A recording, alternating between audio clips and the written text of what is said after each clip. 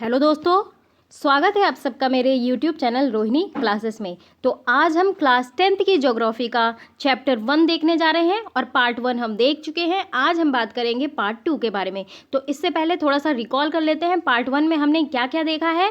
हमने जो है संसाधन एवं विकास के बारे में देखा था, इनका वर्गीकरण किया था उत्पत्ति के आधार पर, समाप्यता के आधार पर, स्वामित्व के आधार पर, है ना, विकास के स्तर के आधार पर। चार्ट टेबल के थ्रू हमने जो है वर्गीकरण किया था संसाधनों के प्रकार की, ठीक है। और जो है हमने क्या किया था, हमने संसाधनों का नियोजन किस प्रकार करना है ये भी पढ़ा था।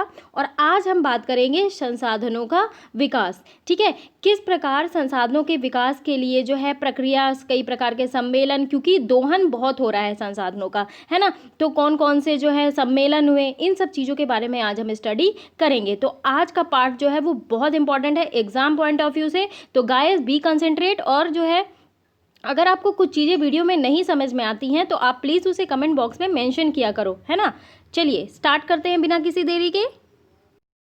तो देखिए आज हम बात करेंगे संसाधनों के विकास के बारे में। देखिए संसाधन जिस प्रकार ना मनुष्य के जीवन यापन के लिए बहुत ज़्यादा जरूरी है, उसी प्रकार जीवन की गुणवत्ता बनाए रखने के लिए भी बहुत महत्वपूर्ण है। अब देखिए ऐसा विश्वास किया जाता है ना कि संसाधन जो है वो प्रकृति की देन है।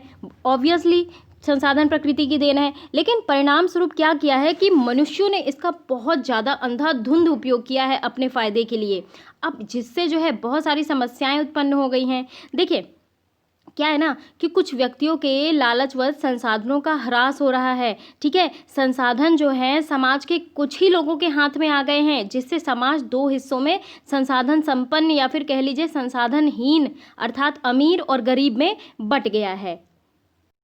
तो देखिए संसाधनों के अंधाधुंध शोषण से ना वैश्विक पारिस्थितिकी संकट पैदा हो गया है, जैसे भूमंडलीकरण, ग्लोबलाइजेशन, ठीक है, यानी कि ग्लोबल वार्मिंग भी आ गई है। और जो है ओजोन परत अवक्षय, पर्यावरण प्रदूषण, भूमि निम्नीकरण। देखिए क्या है ना कि वर्तमान युग में विकास के विभिन्न गतिविधियों के कारण ना प्राकृतिक संसाधनों का बहुत बुरी तरीके से दोहन हो रहा है।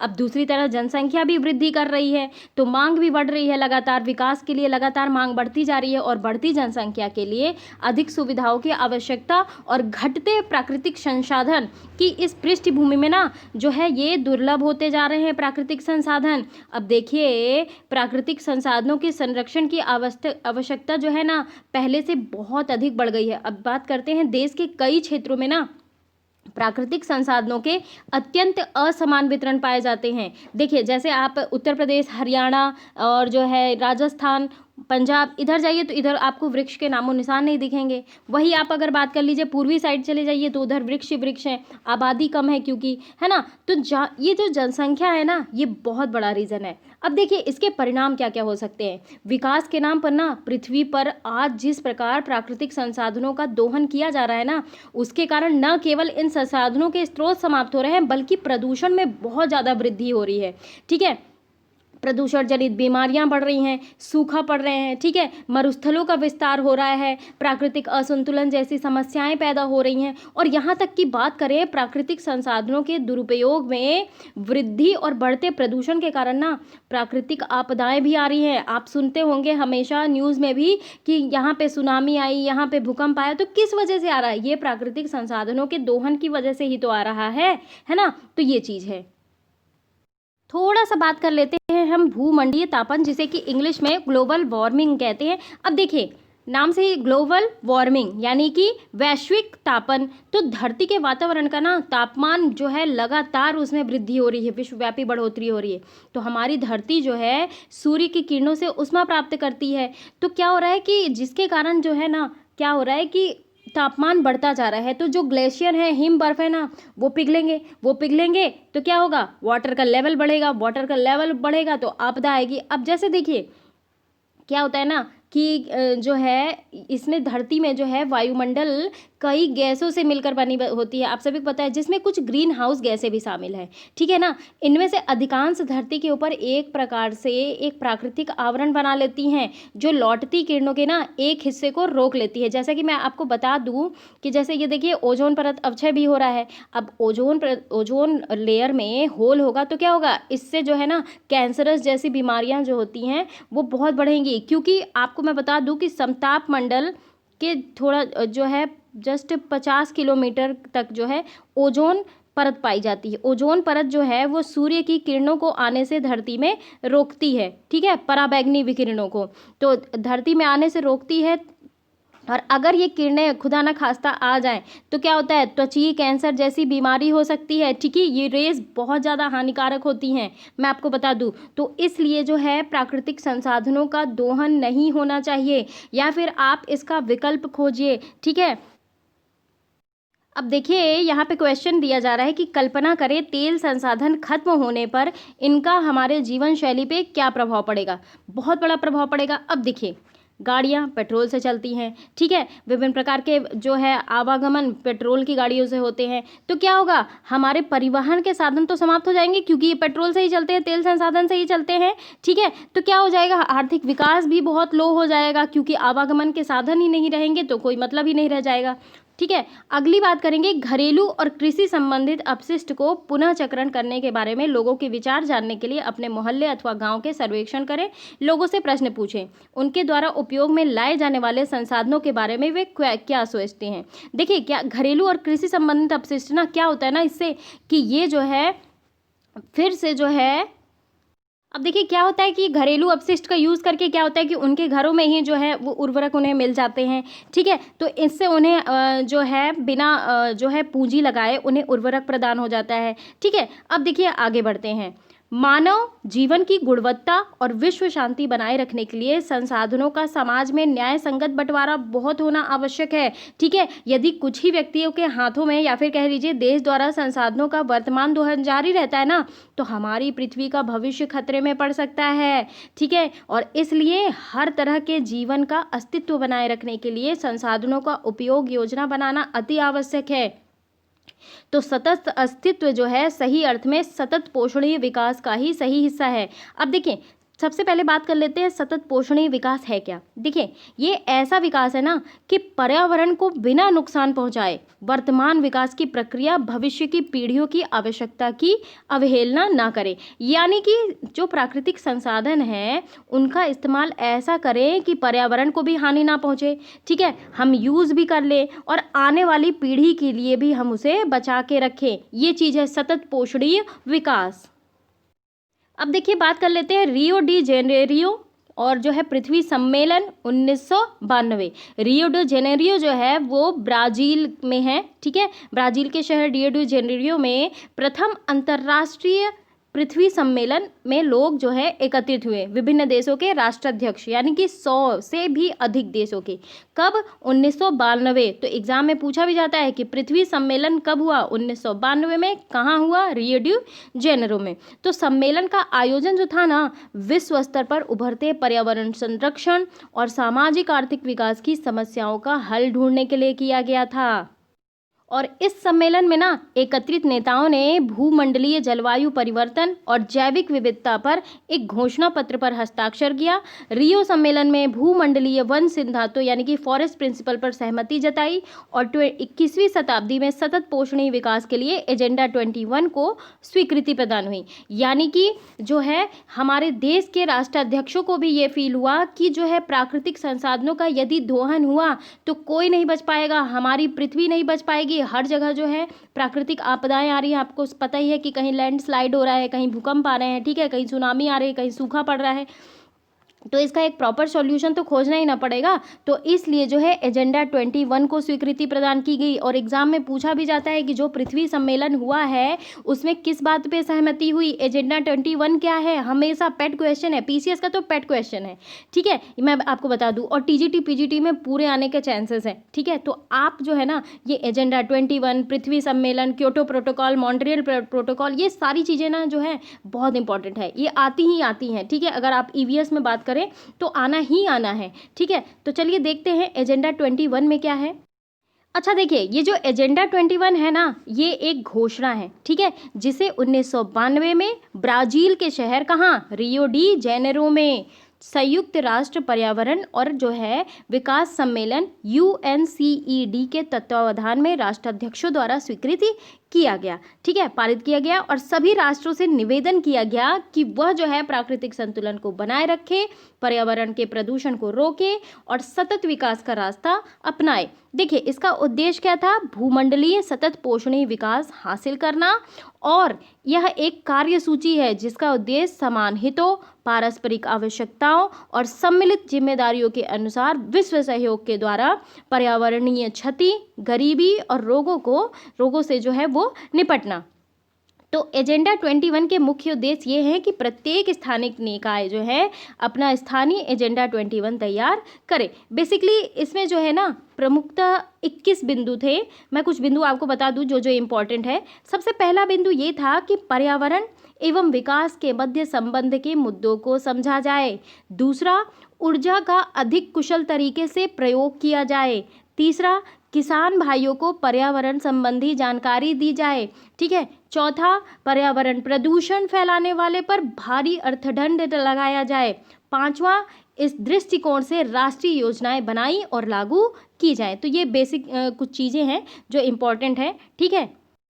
अब बात करते हैं संसाधन नियोजन की। संसाधन नियोजन होता क्या है, सबसे पहले हम ये समझ लेते हैं, ठीक है। तो संसाधन नियोजन द्वारा ना हम जो है संसाधनों का विवेकपूर्ण इस्तेमाल कर सकते हैं। अब देखिए, जैसे मैं आपको बता दूं भारत के रेफरेंस में, तो भारत में जो है ना संसाधनों का वितरण जो है समुचित नहीं है। ऐसे में संसाधन नियोजन और भी महत्वपूर्ण हो जाता है, क्योंकि कई राज्यों के पास प्रचुर मात्रा में खनिज है तो अन्य संसाधनों का अभाव है। किसी अन्य, आप अगर राज्यों में जो है संसाधनों का वितरण देखेंगे ना, अभी मैं आपको बताती भी हूँ कि कौन कौन से राज्य में कौन कौन से संसाधन ज़्यादा पाए जाते हैं। तो क्या है, कुछ संसाधन अधिक है और कुछ संसाधनों का अभाव है। तो जब तक संसाधन नियोजन यानी कि प्लान, ठीक है, संसाधन नियोजन नहीं करेंगे, विवेकपूर्ण उपयोग नहीं करेंगे, तो इससे जो है पृथ्वी पर बहुत भारी संकट आ सकता है, ठीक है, ये चीज़ है। अब देखिए, संसाधनों के विवेकपूर्ण उपयोग के लिए नियोजन एक सर्वमान्य रणनीति है, और इसके लिए भारत जैसे देश में जहां संसाधनों की उपलब्धता में बहुत अधिक विविधता है, यह और भी महत्वपूर्ण है, ठीक है। यहाँ ऐसे प्रदेश भी है ना जहाँ एक तरह के संसाधनों की प्रचुरता है परंतु दूसरे तरह के संसाधनों की कमी है, ठीक है। कुछ ऐसे प्रदेश भी हैं जो संसाधनों की उपलब्धता के संदर्भ में आत्मनिर्भर हैं, ठीक है, यानी कि उनको ज़रूरत नहीं है, और कुछ ऐसे भी प्रदेश हैं जहां महत्वपूर्ण संसाधनों की अत्यधिक कमी है। अब जैसे देखिए, उदाहरण के लिए हम बात कर लेते हैं झारखंड, मध्य प्रदेश, छत्तीसगढ़।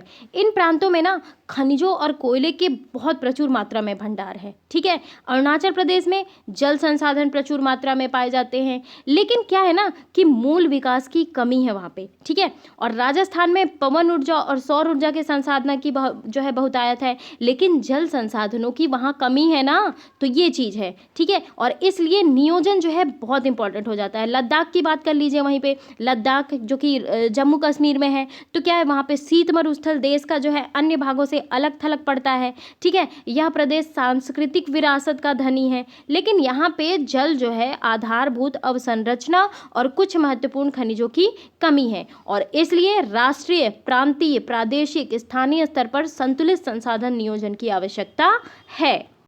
अब देखिए, अब हम बात करते हैं ना भारत में संसाधन नियोजन किस प्रकार करना चाहिए। ये है तो बहुत जटिल प्रक्रिया, लेकिन जो है मुश्किल भी नहीं है, ठीक है, यानी कि नामुमकिन नहीं है। तो संसाधन नियोजन एक जटिल प्रक्रिया है जिसमें निम्नलिखित सोपान है, स्टेजेस हैं, ठीक है।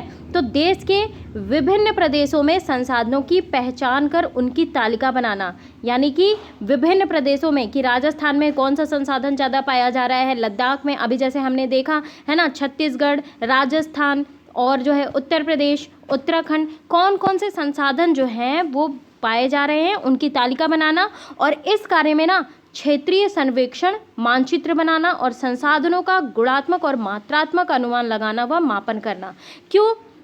क्योंकि आर्थिक विकास में ना पर्यावरण संरक्षण के साथ जो है सीधा संबंध है इसका। अब संसार में संसाधनों के असमान वितरण जो है गरीबी का एक बहुत बड़ा कारण है। देखिए, संसाधनों का ना समान वितरण जो है एक शांतिपूर्ण संसार की स्थापना कर सकता है, और सरकारी अभिकर्ता और कुछ स्वार्थी तत्व जो है प्राकृतिक संसाधनों के समान वितरण के विरुद्ध कार्य करते हैं, चोरी छिपे वन की कटाई करते हैं। इसका एक जो है जीता जागता उदाहरण है ना। तो ये चीज़ है। दूसरी चीज़, दूसरी चीज़ देखिए क्या है, संसाधन विकास योजनाएं लागू करने के लिए प्रौद्योगिकी, कौशल और संस्थागत नियोजन ढांचा तैयार करना। ठीक है, और क्या करना, संसाधन विकास योजनाओं और राष्ट्रीय विकास योजना में समन्वय स्थापित करना, यानी कि संसाधन के विकास की योजनाएं और राष्ट्रीय विकास की योजनाओं में कोऑर्डिनेशन, समन्वय स्थापित करना। और स्वाधीनता के बाद जो है भारत में संसाधन नियोजन के उद्देश्य की पूर्ति के लिए प्रथम पंचवर्षीय योजना से ही प्रयास किए गए हैं। अगर प्रथम पंचवर्षीय योजना की तो देखिए ये जो है ना 1951 से लेके 1956 तक की योजना प्रथम पंचवर्षीय योजना थी।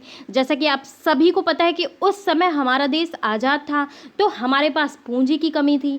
ठीक है, लेकिन फिर भी सभी आर्थिक क्षेत्रों में सक्रिय भूमिका थी, उनके लिए प्लान बनाए जा रहे थे। क्यों? क्योंकि स्वतंत्रता के बाद तुरंत भारत में बुनियादी पूंजी और कम क्षमता जैसे समस्याओं का सामना करना पड़ रहा था, तो विकास का लक्ष्य दर भी जो है कम ही था। ठीक है, तो क्या हुआ कि इन संसाधनों को विकसित करने के लिए और सेव करने के लिए भी योजनाएं बनी, इसमें ये चीज़ बताई जा रही है। ठीक है, अब देखिए किसी क्षेत्र के विकास के लिए ना संसाधनों की उपलब्धता यानी कि संसाधनों का होना एक आवश्यक शर्त है। लेकिन क्या है कि टेक्नोलॉजी और संस्थानों में जो है परिवर्तन के अभाव में मात्र संसाधनों की उपलब्धता से ही विकास संभव नहीं है। और जब तक आप ये बताओ मुझे संसाधनों का आप पता नहीं लगाओगे, आपके पास प्रॉपर टेक्नोलॉजी नहीं रहेगी, तो क्या आप उस संसाधन की पहचान कर पाओगे? नहीं। तो देश में बहुत से ऐसे क्षेत्र हैं जो संसाधन समृद्ध होते हुए भी ना आर्थिक रूप से पिछड़े हुए की गिनती में आते हैं। अब इसके विपरीत देखें, ऐसे प्रदेश भी हैं जो संसाधनों की कमी होते हुए भी आर्थिक रूप से विकसित हैं,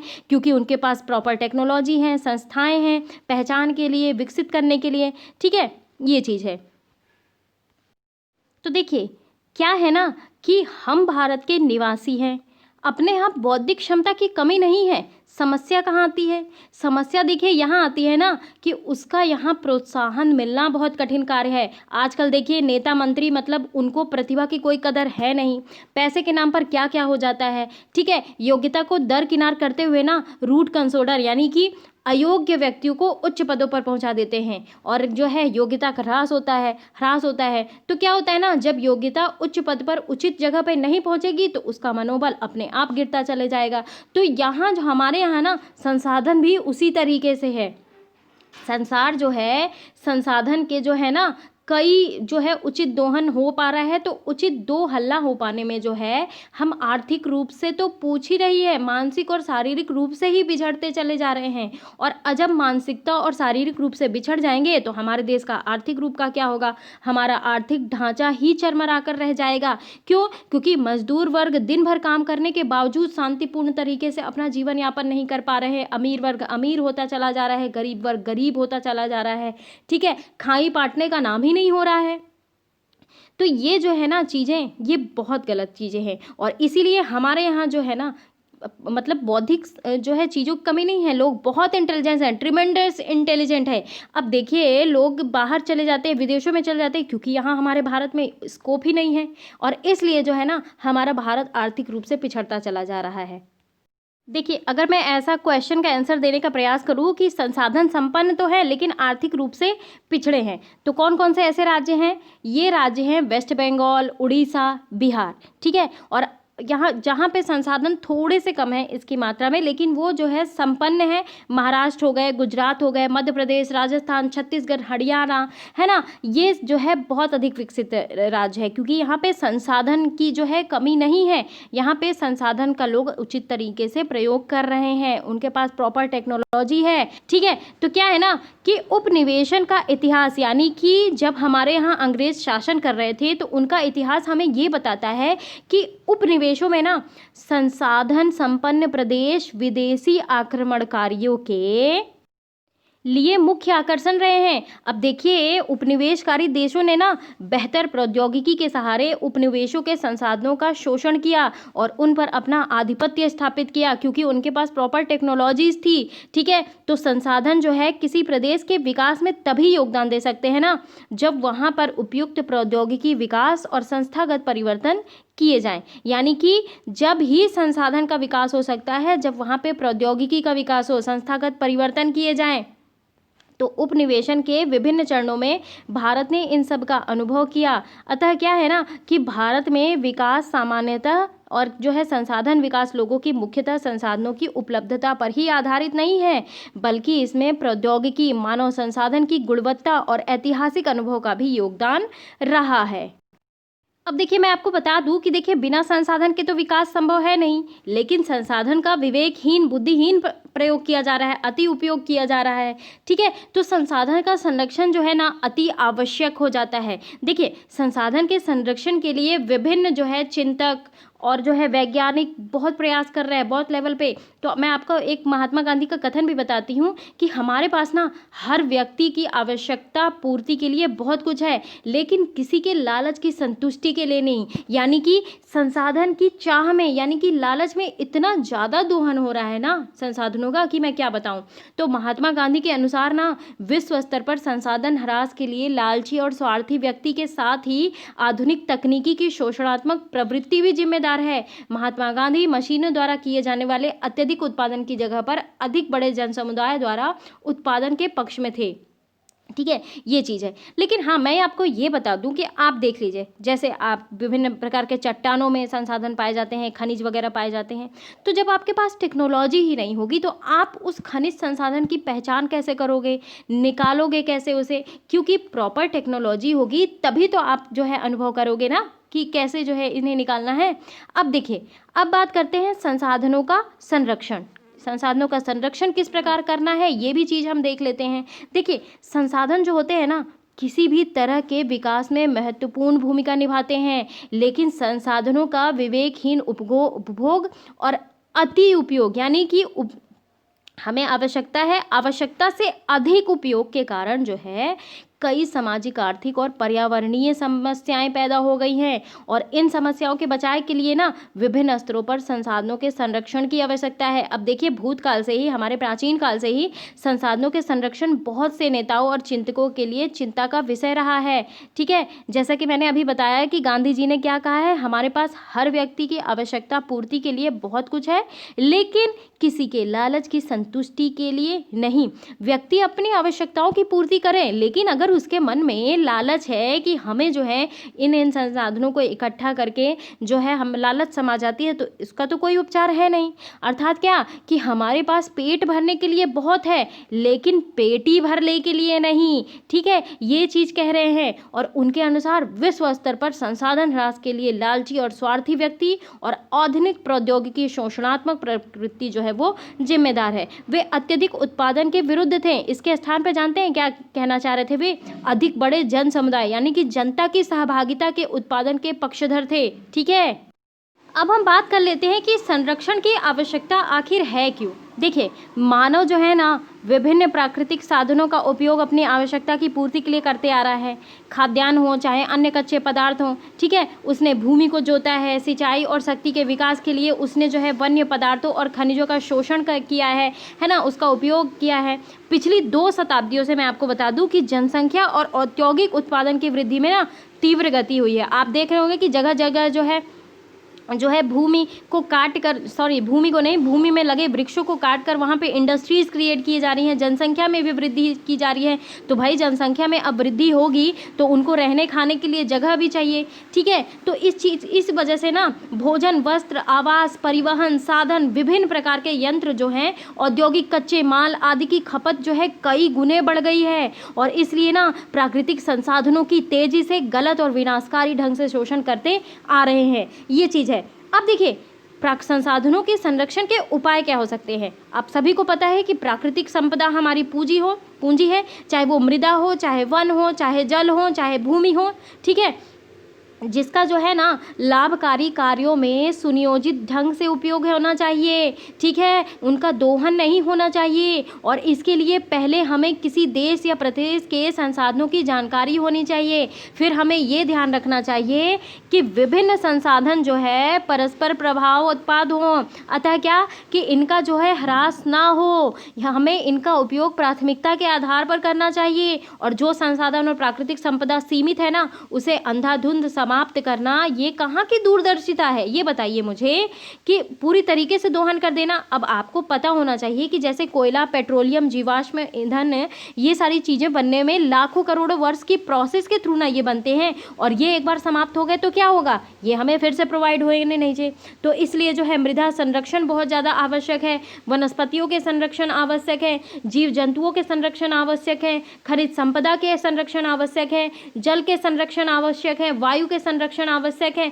क्योंकि अगर इनमें से चीज़ें बिगड़ती हैं ना तो हमारी पृथ्वी पे बहुत बुरा संकट आने वाला है। आप ये मान के चलिए कि ग्लोबल वार्मिंग जो है बढ़ती जा रही है, ग्लेशियर पिघलते जा रहे हैं, तो हमारा जो पृथ्वी जो है ना, अगर पूरी बर्फ़ पिघल गई तो आप ये मान को चलो कि पृथ्वी पूरी डूब जानी है पानी में, ठीक है। और इसलिए हमें हिसाब से इन चीज़ों का प्रयोग करना चाहिए।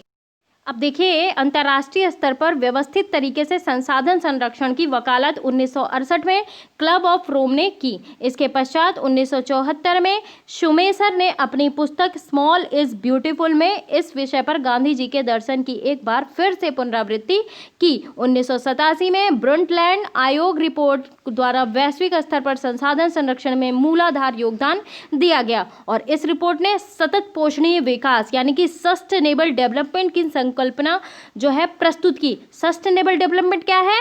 कि हमें जो है प्राकृतिक संसाधन का इस प्रकार प्रयोग करना है कि जो है हमारे पर्यावरण को भी ना नुकसान पहुंचे और आगे आने वाली पीढ़ी के लिए भी उसका बचाव हो, यानी कि आगे आने वाली पीढ़ी भी हमारी जो है उसका यूज़ कर सके। और हम ही सब खत्म कर देंगे संसाधन तो हमारी आगे आने वाली पीढ़ी क्या होगी? हमारी पृथ्वी जो है खतरे में पड़ जाएगी।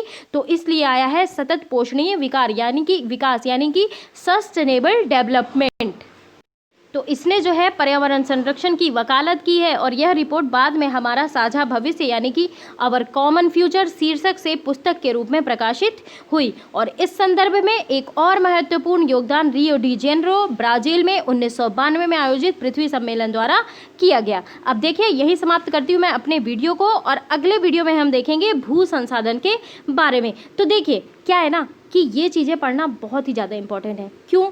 क्योंकि हमें भी तो पता होना चाहिए ना कि किस प्रकार हमें संसाधनों का प्रयोग करना है, किस प्रकार जो है सस्टेनेबल डेवलपमेंट को बढ़ावा देना है।